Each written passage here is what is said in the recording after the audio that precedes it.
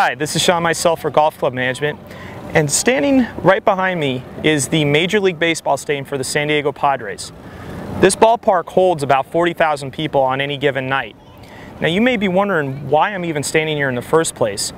Well, the reason is I'm going to show you how your golf club, can create a strategic partnership and get your club's name in front of about 40,000 people in your hometown by a few simple techniques. Next on the Marketing Minute.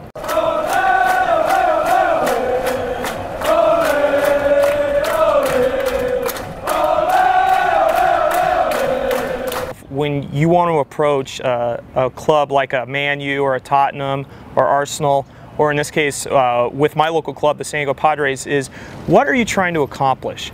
For our club, what we were trying to accomplish is we needed to get more tee times filled up, and we needed to get something that could get us big wins. In this particular case, we could create a relationship that's beneficial not just for our club, but also for the team as well. So that's the first thing you need to do when you want to go to establish a relationship like that. So we looked internally, what we did at the club is we looked at something we could offer the club in terms of what they needed. The club needed to sell more tickets. They did okay, not bad, but in terms of filling the stadium to capacity, they could do a lot better. Well, our club just happened to have an email subscriber list of 10,000 active golfers that have golfed at our club at some point and live in San Diego County. So think about your club in relationship to the team that you're trying to approach. If you've got a big subscriber list or you have a lot of traffic at your club, you do have something to offer them. Just actually put yourself in the mind of that person that you're trying to connect with. Who are you trying to connect with? What do they want? What do they feel? What's important to them?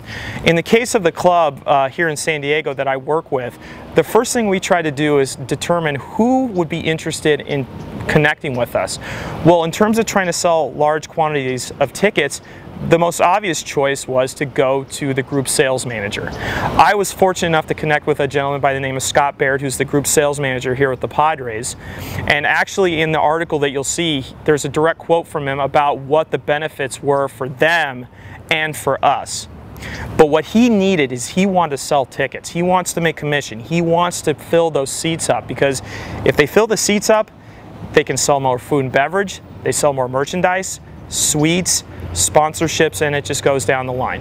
So in terms of connecting with someone, that's what you need to understand, is what it is they want first. So all right, so once we establish what's in their heads, what do they actually want, obviously we got to get to a tactical level where we say, how do we get a hold of these people? How do we make them listen to us? So what I did is this. I simply looked the person up, their title, their name, and their email address, and this should be pretty easy to find on the team's website. And I simply did this. In the subject line I put this: I would like to help you sell more tickets for this year. That was the subject line. Anyone in a position where they sell tickets is going to read that. The next thing I did is I addressed the person by name, and I said, listen, I'm a golf pro at Cottonwood Country Club here in El Cajon, California. I have an email subscriber list of 10,000 people, and I would like to see if there's a way that we could partner up where I can promote your ticket sales through our subscriber list and on the property, and you can give us more exposure at the club, at the baseball stadium, for our members. What happened after that was this. I got an email back within an hour saying, I would love to talk to you about it.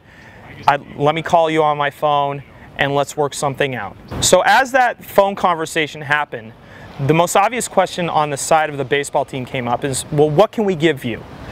Now here's what's really, really important on a strategic level. What is it that you're looking for your golf club?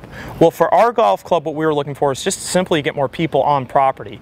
So what we worked out with the baseball team is a couple things. First thing they did is they offered what's called an in-game experience. What that is basically taking the people that buy the tickets, they get a discounted rate for a premier game on a Saturday night, and they get to do things like go on the field and throw a first pitch out. They'll put the name of the country club and the members on the scoreboard where everyone's going to see it.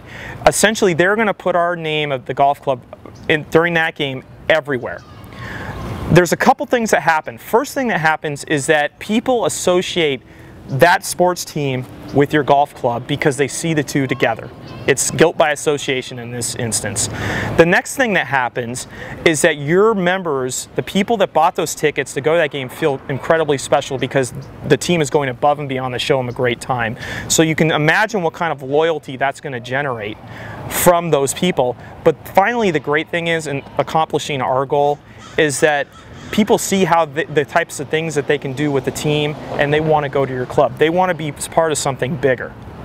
So when you approach this team, it's completely doable, it's very simple, and it didn't cost us a dime, and it didn't cost the team a dime. But it's a simple thing of understanding the needs of somebody else and finding something at your club that can fit and solve their problems. And for the Marketing Minute, I'm Sean Micel.